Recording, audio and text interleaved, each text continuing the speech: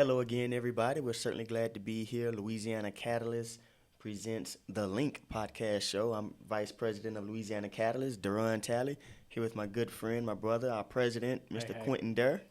Hello, everybody. And also community investor, business investor, and leader, Mr. Doug Harvey as well. And I want to also add, part founder of Louisiana Catalyst, Doug Harvey. Original board member, Douglas Harvey. That's right. We were in the co-working space going into COVID. Right. That was a big part of what we were doing at that spot, just trying to be a home for entrepreneurs. And so part was doing the space, but also having the coaching and having a network of people to bounce things off of and talk things through. And that's what was ultimately building tribes. We ultimately had our version of a tribe, and how do you do that for other people? So that was definitely fun in that stage. Yeah, I knew when we were putting this together, I was like, I got to get people from different sectors. And I was like, who's a really smart guy that knows manufacturing, knows project management, dabbles in some real estate, small business, corporate world, politics. Wow. Mr. Doug Harvey. Wow. There's only one. there's only one, And we go way back. Me and Doug, our lives have kind of like just we'll cross each other and we come back and we've always been friends, but it's just weird. Sometimes it's just more engaged than others because we get so busy. We always got 100 things going on, and we went to high school together. Yeah, we went to high school together. We went to Louisiana Tech together. Graduated together from Tech. Yes, we've had the opportunity to really, like you said, we've crisscrossed and stayed together a little bit longer this time. But it's like everything else. Like you said, everybody gets pulled a bunch of different directions, and that's kind of the message that I give to people all the time is like, hey, how do you make your priorities? How do you find your big rocks that you're working around? And this guy's one of my big rocks. Nice.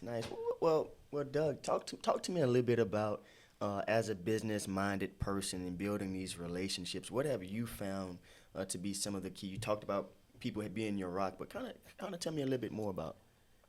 So I hear this phrase a lot, and it really means a lot to me. Your net worth is your network. So the people that you have around you, that tribe that we were describing, the people that are going to bring you up, we've all heard various versions of like, hey, you're going to be the average of the 5 people you spend the most time with. So if you want to become this person, if you want to be this person, this entrepreneur, this person who's successful, then I encourage you to be around 4 or 5 of those guys. If you want to ultimately be a runner, then you probably should hang out with runners. You find those people, and then you just keep adding. So you don't have to replace. So, it's one of those things where you can grow the pie. So like I have people that are part of make sure I have my fitness goals. Some people that have really look at it from a whole life perspective, and I think that when I look at how far I've moved and what's ultimately given me success, it's ultimately been the way and the people I surround myself with. Yeah, I definitely can resonate with that. Something came to mind.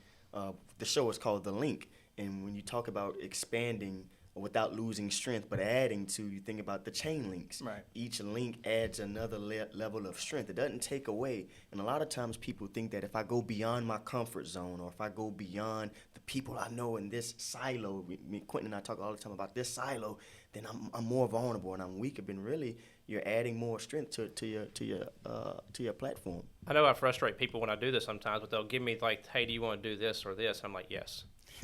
Yes, I want to do both of those things. Why should I choose? Because at the end of the day, you should always be looking for the A and B.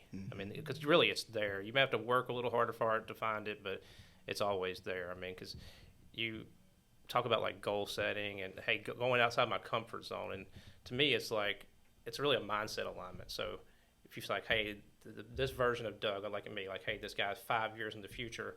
I can picture what this guy looks like, and right now.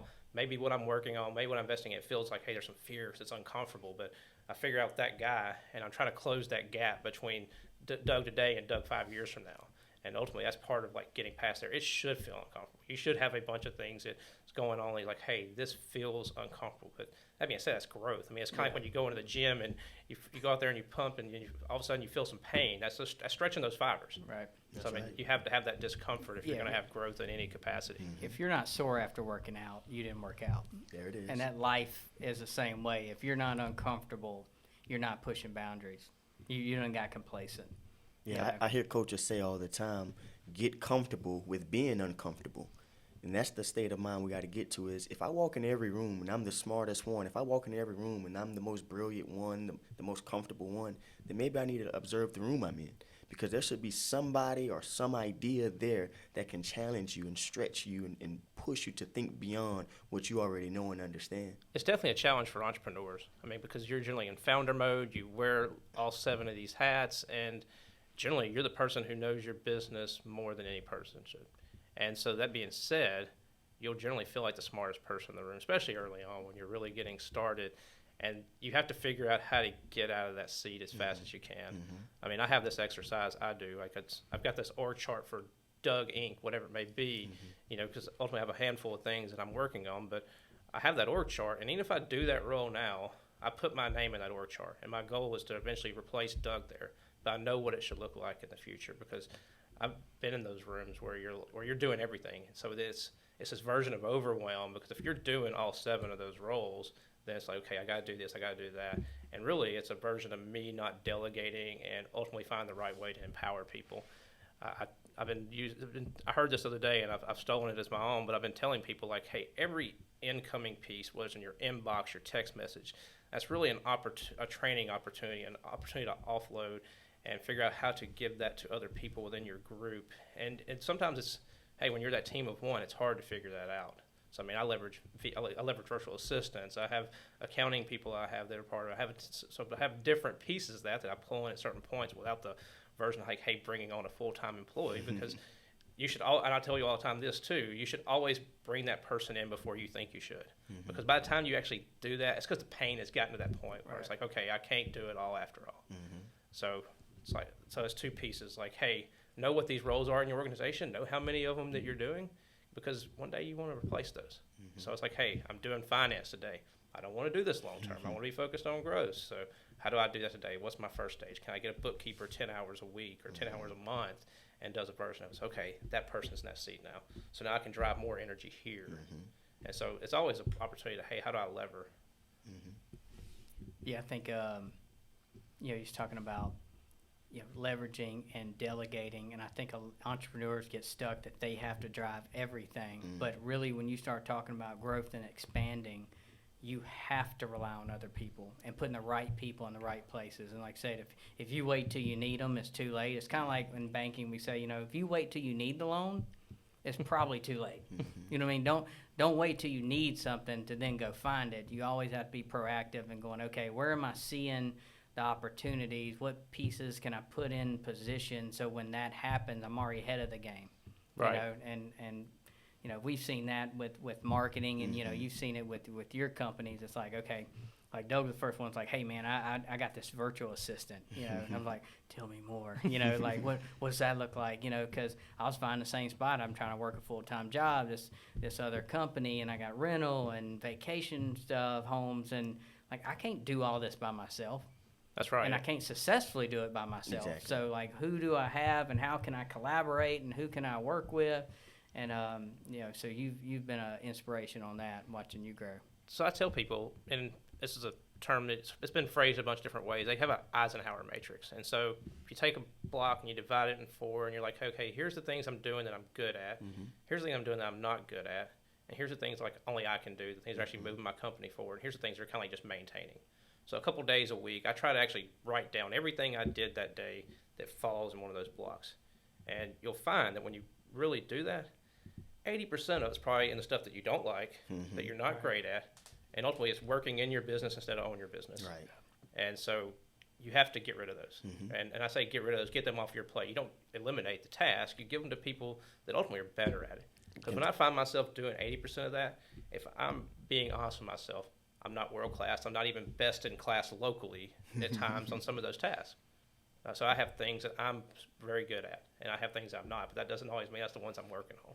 And sometimes it takes having an accountability partner, a mentor, a coach, whatever it may be, doing that and it's helping you get 10,000 feet, because we stay in the weeds at times, because you're just focused on that pace. It's all about, like, hey, how do I keep driving? How do I keep driving? But sometimes you're spinning your wheels, and it'll take a little bit of pain and time before you realize it.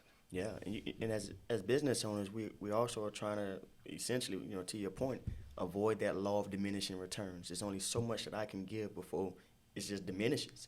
I can't maintain quality control over time doing it this way. But if I can delegate, bring in some contractor, and allow them to specialize and put their dedicated energy there, the company as a whole begin to grow and do better.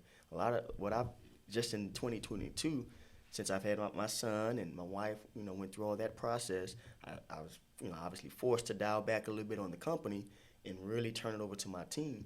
Saw a lot of weaknesses, a lot of opportunities there that I came back here in June, July, and said, hey, come July 1, this is going to be the focal of how we're going to push this thing.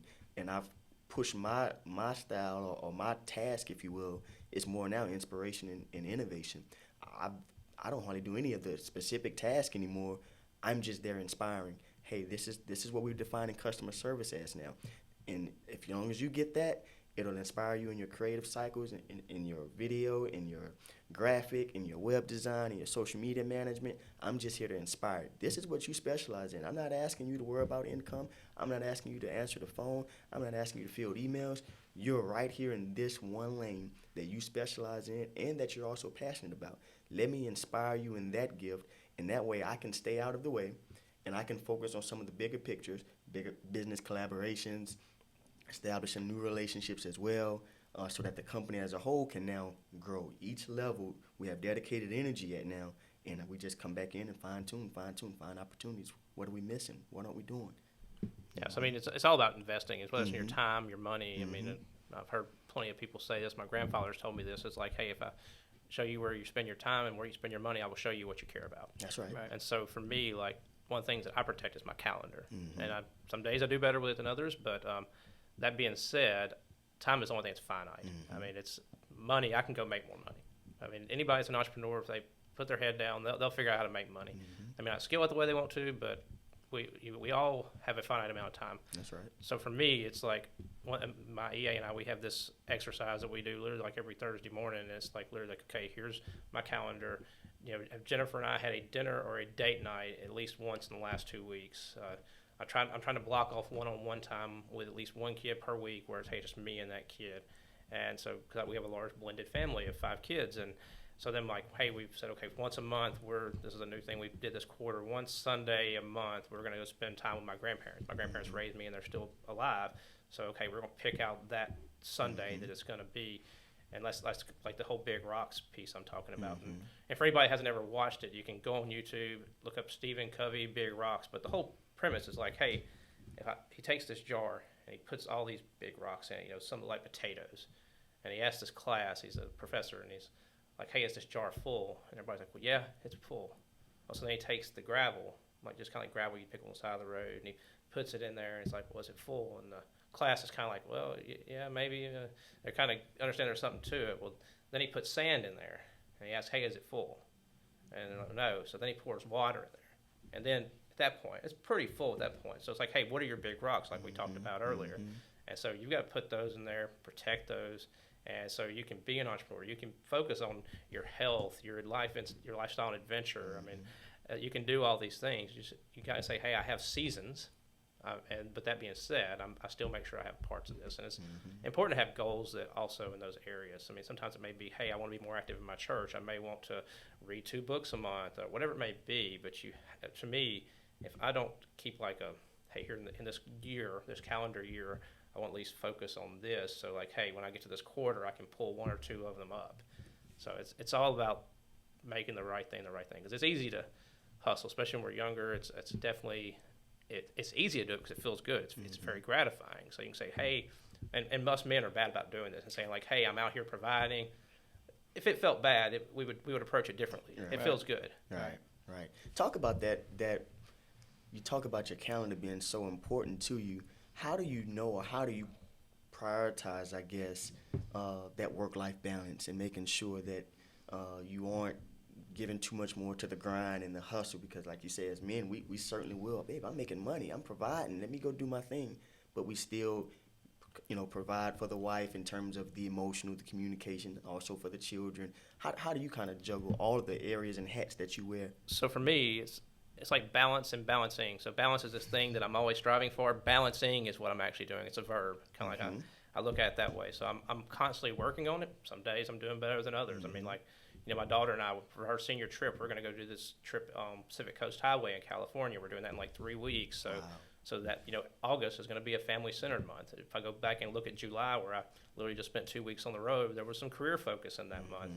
But to me, it's like, hey, what are my big rocks? I mean, and just also remembering that all of this is finite. I'll put another recommendation out there. I recommend this article to anybody. It's if you ever ask me like for one article I would recommend, this is it. But this guy named Tim Urban wrote this article called The Tail End. And what it is he says, hey, let's say for sake of round numbers, hey, I'm 40 years old and I live to be 80 years old. I've watched 40 Super Bowls and I got 40 Super Bowls left. And if I've got X amount of pizza, I got half of it left. But what he said, there's these things in your life that actually are not very linear. And so he's like, he was from Boston, I believe, and he realized, like, I go back and I see my parents probably about 3 or 4 times a year, probably 2 days. And when he did the math, he realized that he spent more time in 1 year with them as a teenager than he would the rest of his life. So he realized by the time he was 18 years old, he'd already exhausted probably 90% of the face-to-face time he'd ever had with his parents, and he spends the rest of his life getting the last 10%. And the same is true of your children. So, like, I have a kid that's about to graduate, and I'm cognizant of this, that I've exhausted 90% of the face-to-face time I'll ever have with her. And so if I waste this version of it, I don't get it back later. So if thinking I can hustle now and things will be fine in 10 years, if you got a young kid, that kid's gone. And so then you're fighting for a couple weekends every couple months. So you have to keep it in perspective. And for me, remembering that things are finite, that it will end, helps you weigh it accordingly.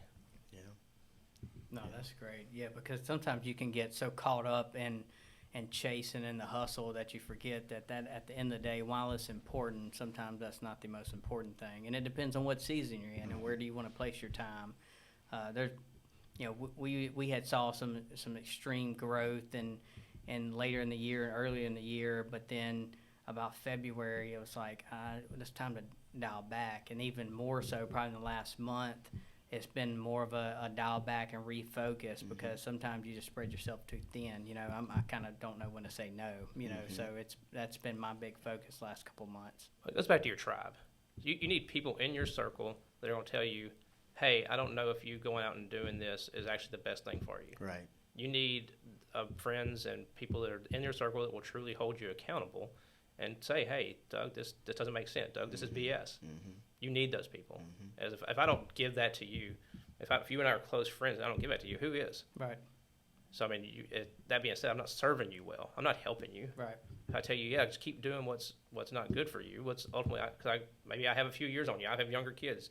And so I've got a little bit of perspective on it. So we need that, whether it's like, hey, I want my buddy to get in the gym or him help me get in the gym or like, hey, he puts his head down too much and he works. He doesn't really do anything for himself. So what's this weekend getaway that looks like? I mean, what kind of adventure can we put in his life? And providing accountability, whether it's through your goals. I'm part of a couple different mastermind type things, and I've got 2 different calls weekly where we go over our goals, and we commit to each other what the next week's going to be like. Sometimes it's like I got a buddy who's doing video work, so he's working on some course creation. But sometimes it's like, hey, I'm getting 3 runs in this week. So you need those people in your life, and whether you do it through formal or informal structure, I think it's really important to find it. Yeah, no, I agree. Let's transition a little bit and see if we can help somebody, because I love this conversation about family, that work-life balance, and the focus of priority.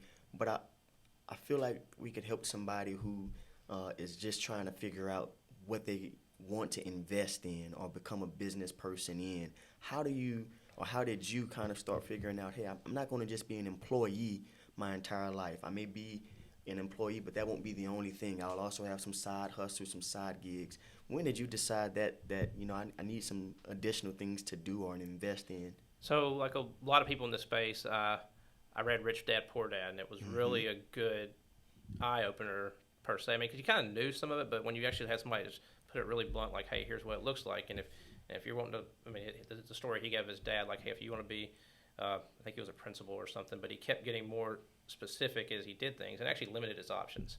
And you got this guy over on the other side that's the entrepreneur and takes things from a different perspective, but it just gave me a different perspective on money and how to really approach that. So for me, real estate was definitely a version of it. So I knew a handful of people. Y'all probably worked with a guy who's probably got like 2 or 3 rent houses, and that's kind of like their side thing. And And so I kind of did a version of that at first, like, hey, I bought one, then I bought the other, kind of like bought one a year for a little while. And then I started getting around people who buy 20 a year. And so you get around people who buy 20 a year, and they have a strategy too. And it's not because they have that much more wealth, they just have different strategies. So you get around people that are like that, and they'll ultimately, like I said, those 5 people that you're around that's going to ultimately bring you up. So I did that with real estate. Somebody owned real estate back during COVID-19, and hey, there's an eviction moratorium, and whether you believe that was real or was justified or not, the real version of it was like, hey, somebody can go and shut off that income stream, and I'm not a 100% cash investor, so somebody's got to pay that mortgage. It's going to be me, and if I don't have any income coming in, I only had one tenant in that scenario that I was affected by, but that being said, we were fine. But it made me open my eyes and said, okay, what's another opportunity? And I'd been in small business before, but I was really focused on my W-2 side. And so I looked back at small business again. And the more I looked at, the more I'm meeting people that are like, a perfect example is I looked at a business recently for purchase, and the gentleman was in his 80s. He had $2. It was we'll say it's close to a manufacturing-based industry. And he thought, like, hey, I'd leave it to my kids one day, but his daughters had their own careers. Thought maybe it was going to be a grandkid. Grandkids weren't interested. So he's 80 years old. He's got this business, great cash flowing business, doesn't know what to do with it. So for me, small businesses became this really interesting asset class. They're purchased at much better multiples. You can generally buy a business at 2.5 to 3.5 times earnings, depending on the size of the revenue. Those are very variable to put that be. You'll definitely see some north of that, depending on what industry they face. But that's the space that I really like right now. So that's where I've gotten the UPS franchise, purchased an existing business. I like that version better personally because I have cash flow from day one. So you'll find like a lot of times, especially kind of when you hire people, maybe this owner could only take the business so far, and I come in and see an opportunity to layer technology or layer efficiencies from my manufacturing background. Like, okay, I see I can take it to a different place. So I see some value that's not being realized yet. So if I can purchase it here and then ultimately add value here, when I change my equity, I change my cash flow.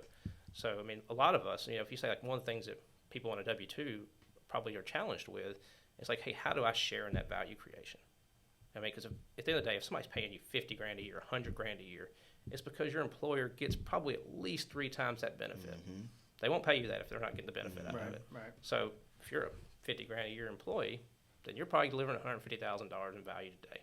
So how do I start realizing my share of it? And that's what entrepreneurs ultimately are chasing.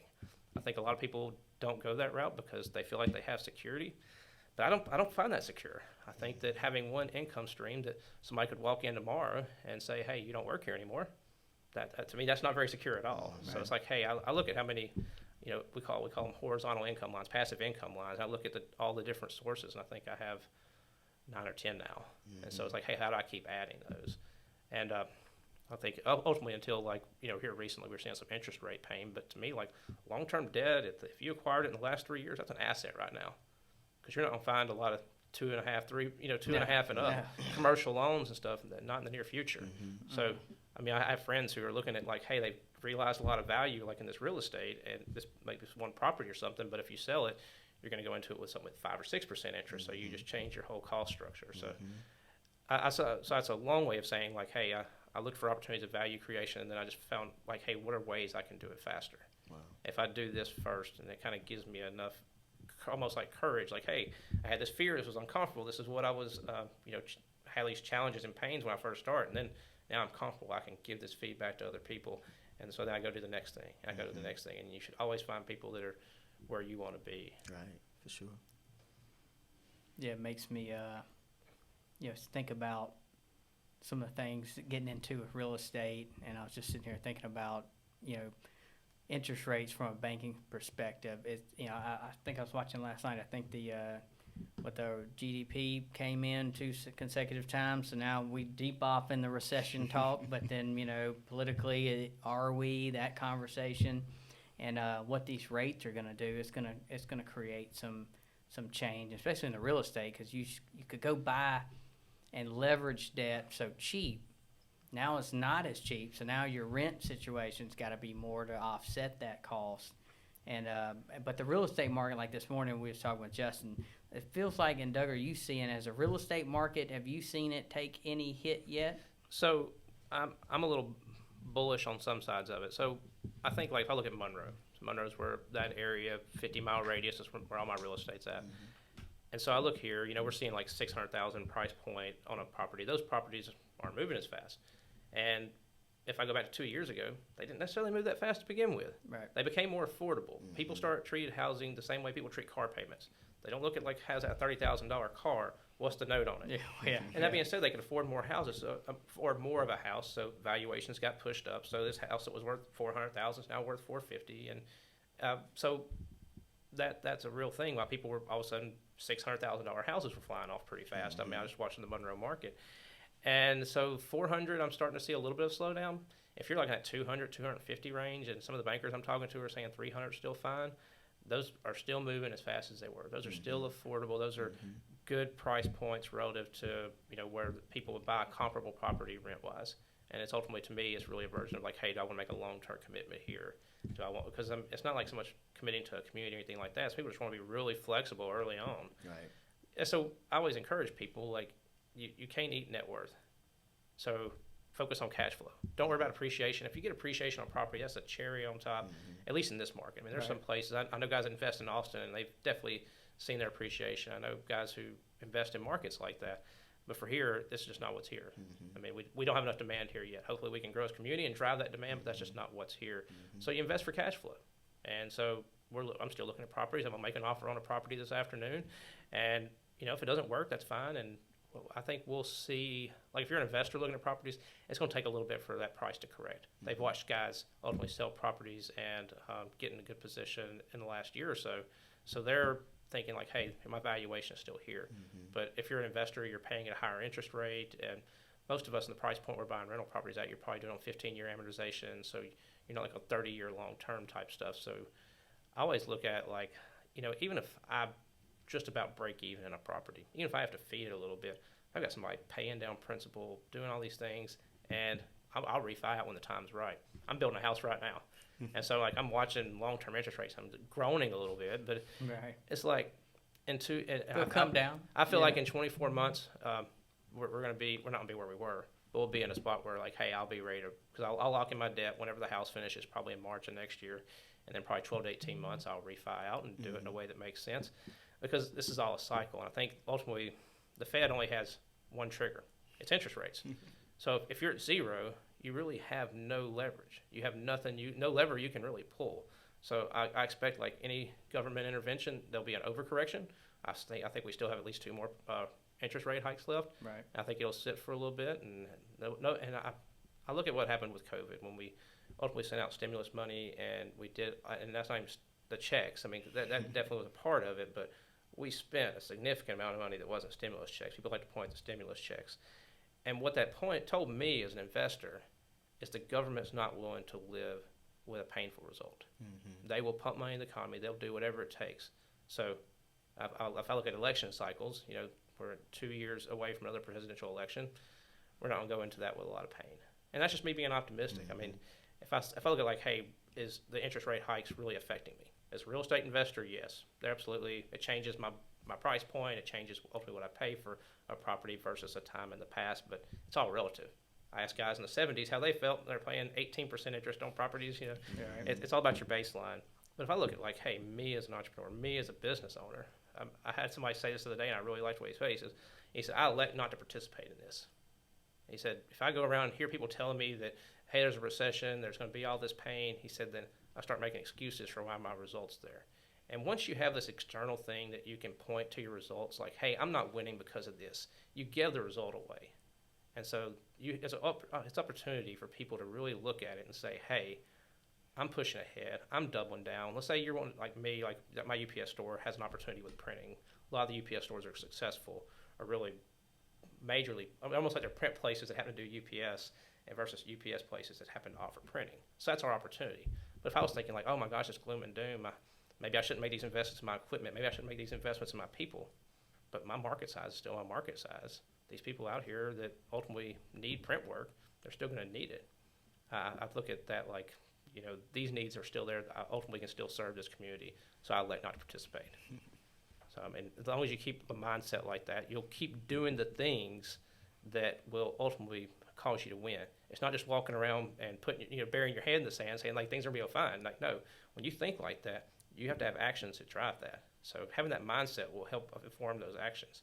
So then you will continue to do the right things. So I'm elected not to participate. Yeah, I agree. We talked about having some type of recession-proof type, seminar or something. Basically, just saying, look, you can look at this as a threat or an opportunity.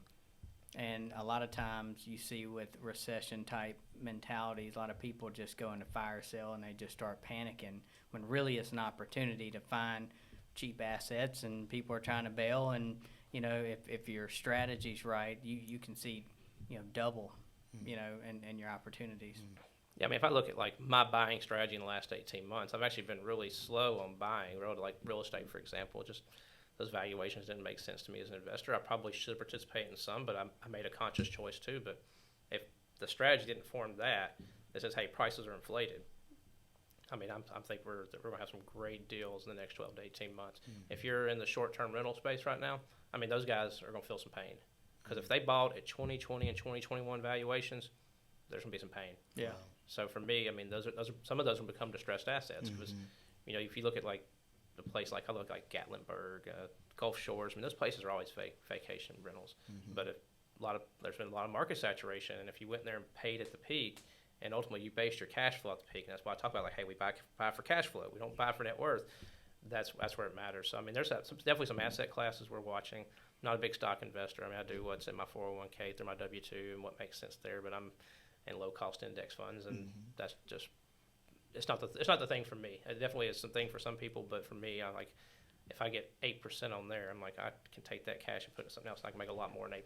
Yeah. Right. Yeah. So I invest in me, and I encourage people to, when you're looking at where you should invest, and whether you're an entrepreneur and you have a team or you don't, first you invest in yourself until you can get as many skills as you can that ultimately help you hone your craft. That will never be a bad investment.